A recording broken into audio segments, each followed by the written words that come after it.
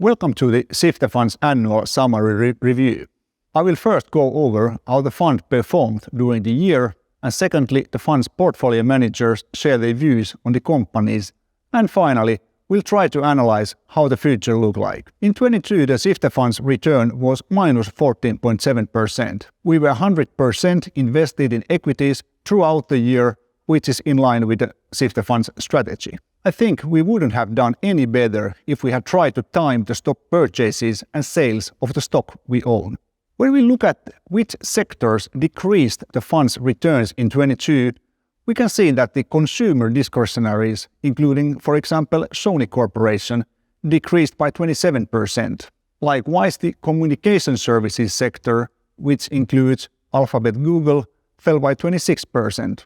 And information technology also by 17.5%. This sector includes semiconductor companies such as Taiwan Semiconductor.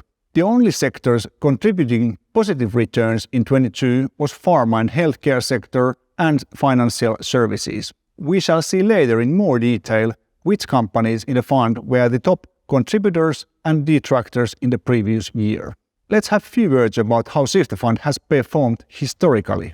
Although the fund doesn't have an official reference index, we can get an idea by comparing Sifter Fund to the world's stock index called MSCI All-Country Weighted Index. During 2022, Sifter Fund underperformed a few percent to this index. The main reasons being that the Sifter's exposure is quite different compared to the index. For example, we don't invest in raw material businesses or finance companies like banks or similars. However, when looking at the 3- and 5-year returns, Sifter's long-term quality strategy has outperformed its unofficial benchmark. When we look at the returns even further, which is, in my mind, the correct way to do it for long-term investors, we can see that during the 20-year history, the past year was the 4th negative year. Rest of the 16 years have contributed a positive return for investors. The fund aims to generate an average return of 8% for its investors,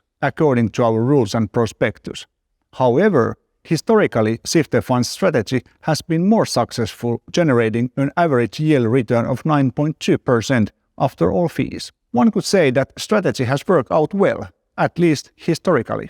How was the diversification of the Sifter Fund during 2022? First, we don't actively select stock according to the countries or industries. We believe in very systematic process by which we search for quality companies worldwide and study them for several months before investing in them. We have learned that a globally diversified portfolio protects our investors from country and industry risk and exchange rate fluctuations. During the year, the United States exposure decreased slightly, being a bit less than 50% at the end of the year. Also, exposure to Japan and Sweden decreased somewhat compared to the beginning of the year.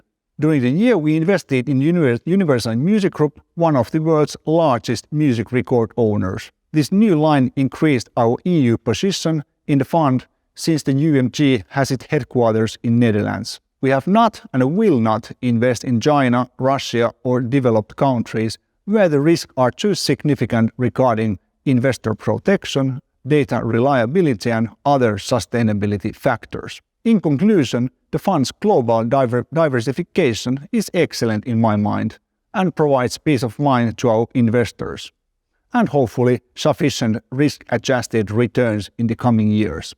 Next, let's take a closer look at which Sifter companies did the best and worst during this last year. I have invited the Sifter portfolio management team to share their thought on previous year's performance and some insight regarding the outlook of the companies we own. Next, we will review Sifter Fund's some companies in more detail. I have invited Alexander Järf from Sifter Fund's portfolio management team. Welcome, Alexander. Thank you, Santeri. So you've been following Novo Nordisk for a few years now. Novo was our best performer last year, almost 30% share price increase. Why is that? Well, there's two main reasons for the great stock price appreciation of Novo Nordisk last year. First of all, it's a very defensive company because the majority of the product that Novo sells are diabetes drugs. and these drugs are always in demand, regardless of the macroeconomic environment or interest rates, stuff like that. People always need to buy diabetes drugs. But the other and more important reason for the recent great year for Novo Nordisk was that their weight loss drug had a really good performance.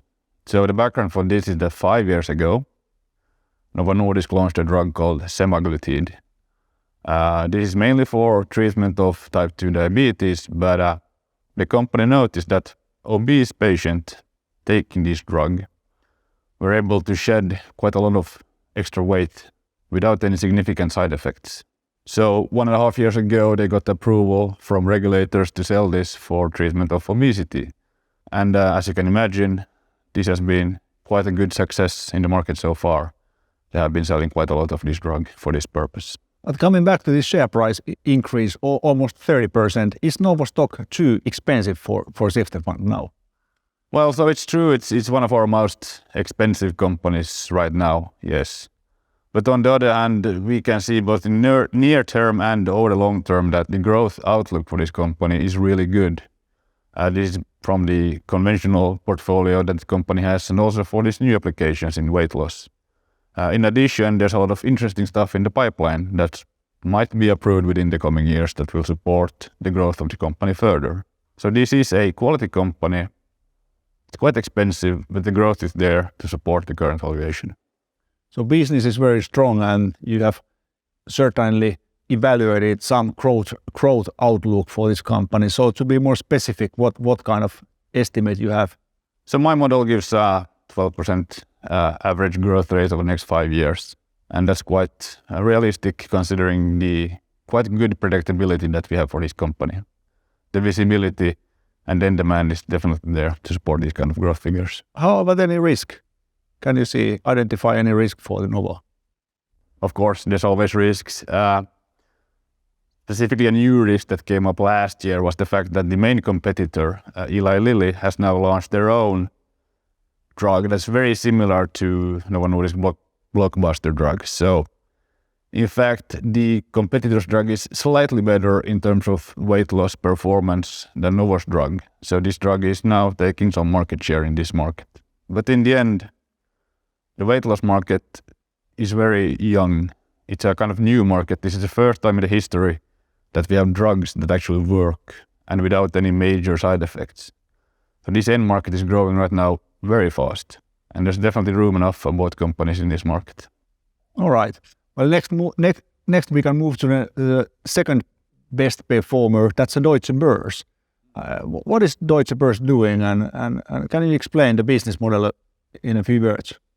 Deutsche Börse is a financial service institution. So the most known business segment for consumers like us is the German stock exchange. But that's a very small part of the total business. The main revenue streams are from derivatives trading and from financial back office functions like Clearstream. Last year was quite good for the company because this company gets a small piece of the revenue for every trade being taking place on the market. And last year was a very volatile year. So there was lots of trading back and forth. So this company was able to perform really well. So the more turbulence on the market, the better Deutsche Börse make money. Yes, this goes against the stream compared to other companies. It's better for this company when there's a lot of uncertainty. In addition, this company has quite a lot of customer deposits on its balance sheet, and it's able to leverage these to generate interest income. So even rising interest rate is a good thing for this company. Okay, interesting.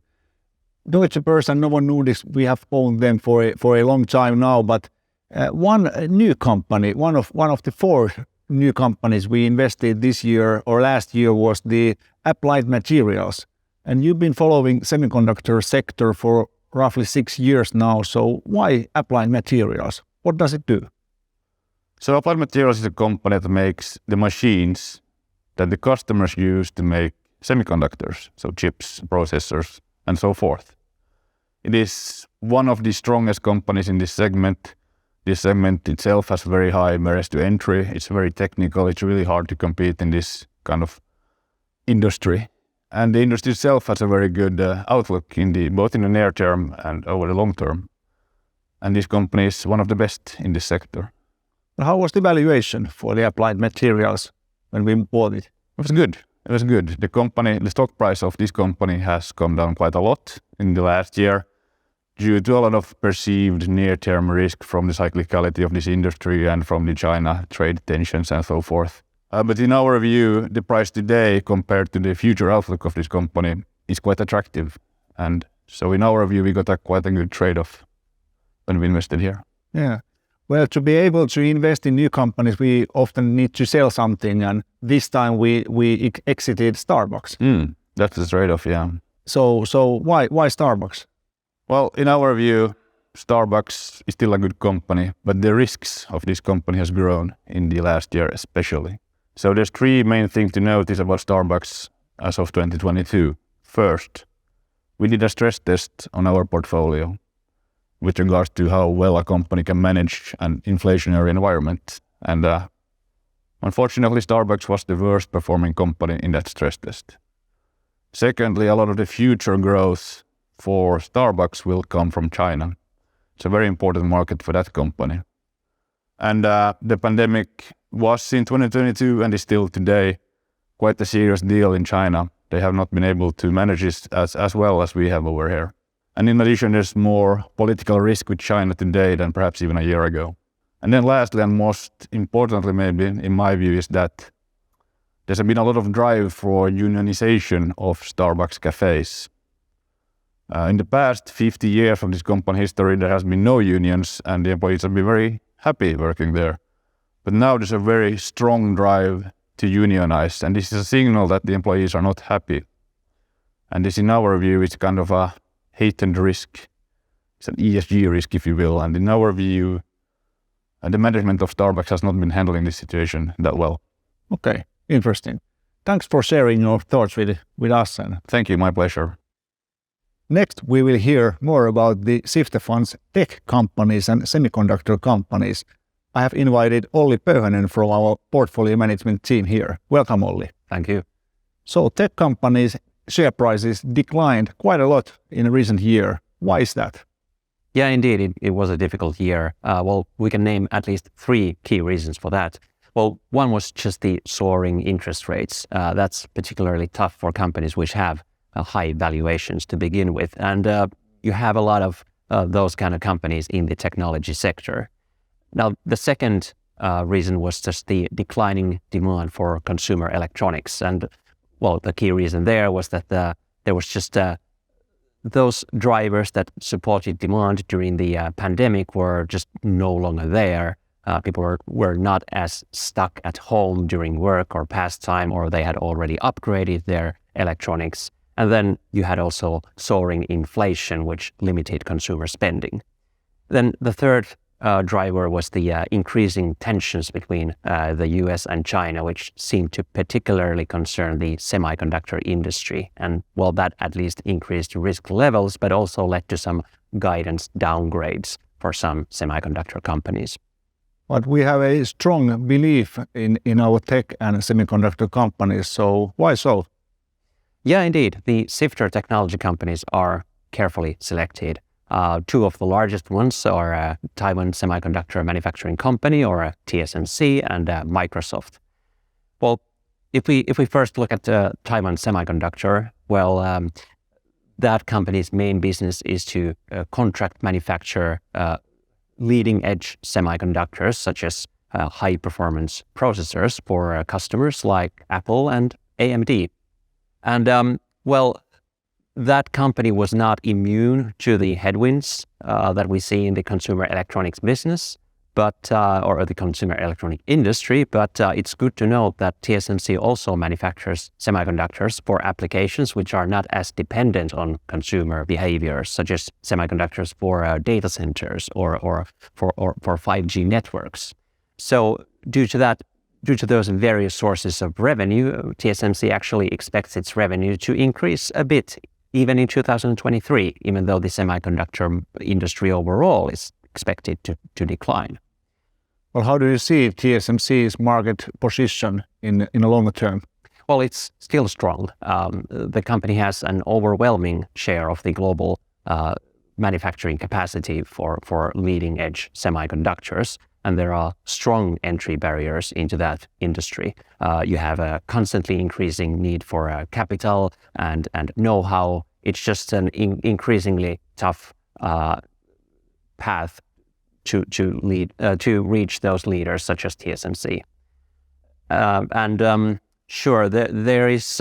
It is true that the increasing tensions between U.S. and China could be a source of competitive disadvantage for TSMC if their customers are scared off by those geopolitical risks. But TSMC is working to mitigate those risks. So TSMC is actually building a significant amount of capacity in the U.S. So that will allow their customers to diversify their manufacturing base.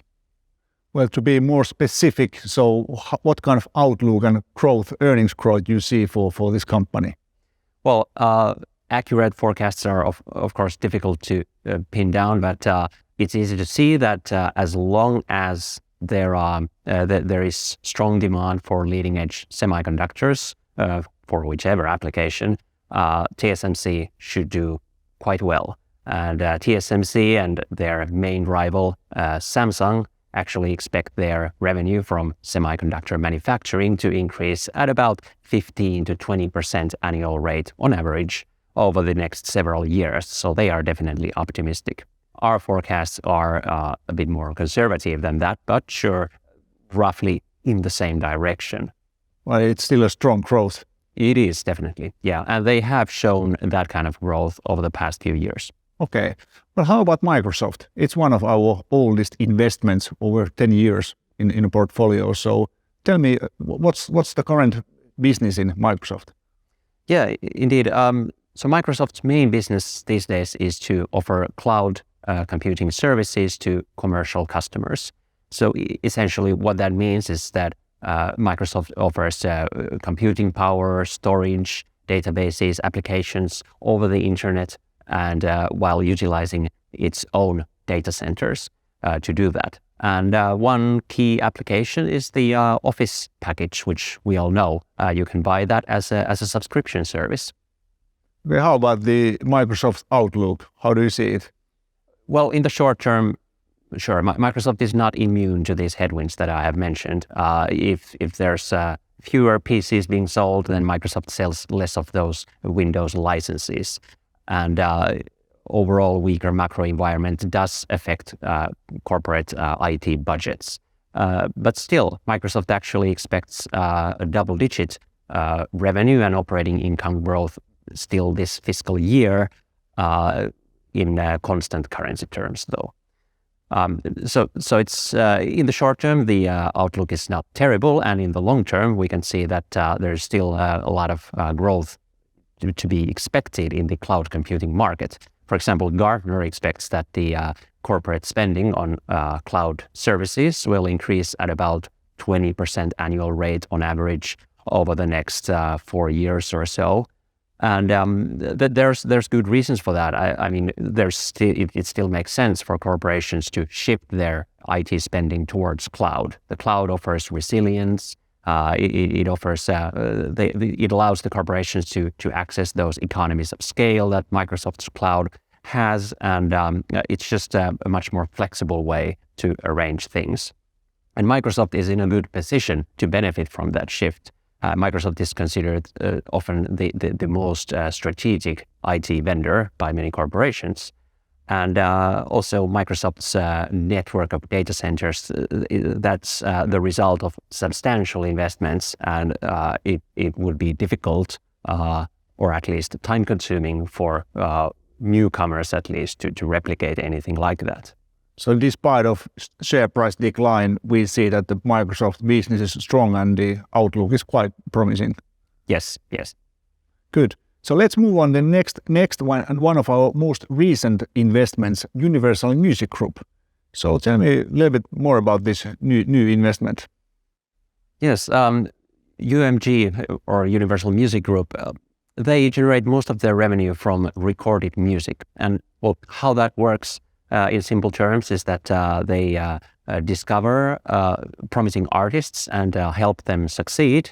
And thanks to that risk-taking and effort, they typically also gain a copyright to the music recordings that the artists create. And that copyright can be very valuable because, as you know, the best kind of songs are listened to over and over again for years, or in some cases even decades. And UMG continues to collect income for the use of those recordings by distributors, typically by streaming services like Spotify. So it's in the short to medium term, it's a highly predictable business. Okay, well that's interesting. And whenever you and we listen some music from the streaming services, so they get money. Pretty much, yes. That's a really nice business model. Well, how do you see the outlook for the UMG? Well, there are a few growth drivers. Both are linked to the music streaming industry. There is still room to grow in terms of the number of users that pay for music subscriptions, even in the developed economies, let alone the developing economies. And so that's one growth driver, just the increasing penetration of those services. The other growth driver is just the price of those services. So there still seems to be room to increase the monthly prices. For example, Apple just recently increased the price of its basic music subscription by about 10% in main markets. And UMG seems to have a good position to capture its share of that overall market growth. Because UMG is absolutely vital for those music streaming services. UMG is the most important supplier of music. They have the leading market share in recorded music market at about 30% of the revenue generated.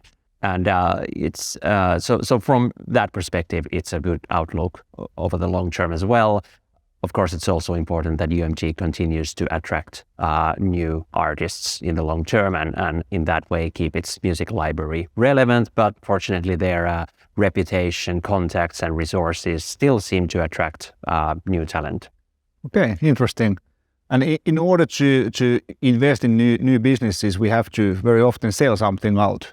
And this time it was the S&P Global we exited last year. Yes, S&P Global was engaged in a rather significant merger, quite substantial. We saw that there were significant integration risks there. They tried to merge with IHS Markit, which is also a large organization, and those two companies are headquartered on different continents. And we also saw that that merger would shift S&P's focus away from its core credit rating business, more towards a market intelligence business, which is there's much more competition there.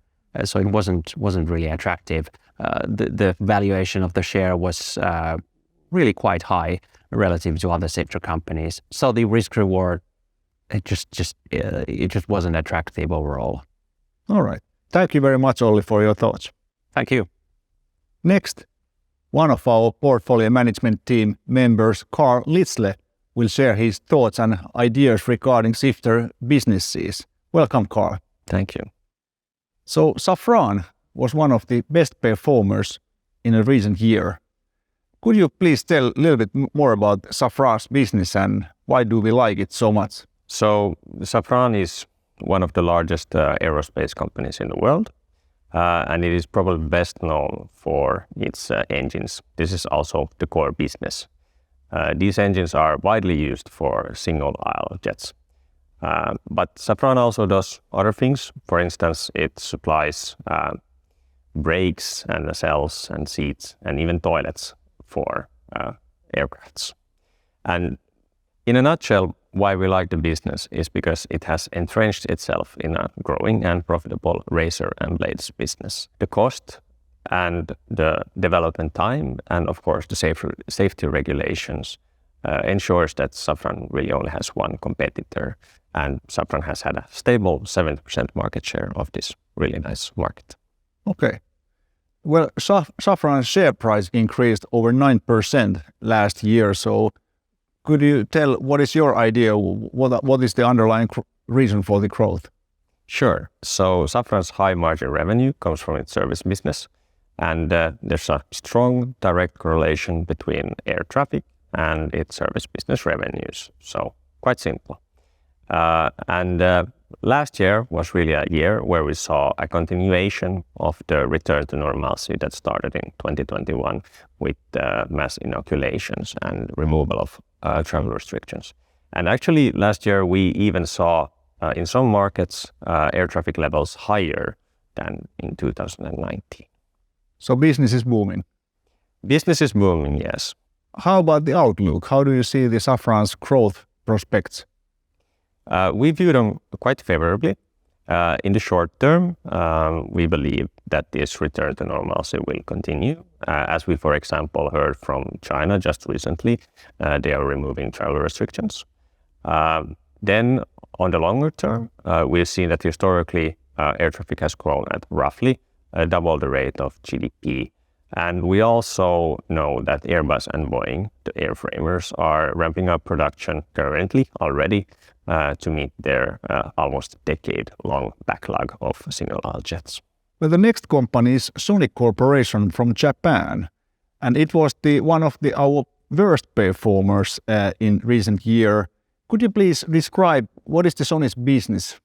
So Sony Group has actually 6 different business units. And well, there are 3 that are most important that we focus the most on. And that is the gaming business, the music business, and the image sensor business. The reason why we see these as the most important are because they generally make up the bulk of the profits. Sony has the strongest competitive positions in them, and the growth outlooks are also the strongest in these business units. Sony's stock price declined quite a lot in recent years. So how do you see this business and what are the reasons for the share price decline? So one factor was the rapidly depreciating yen that we saw last year.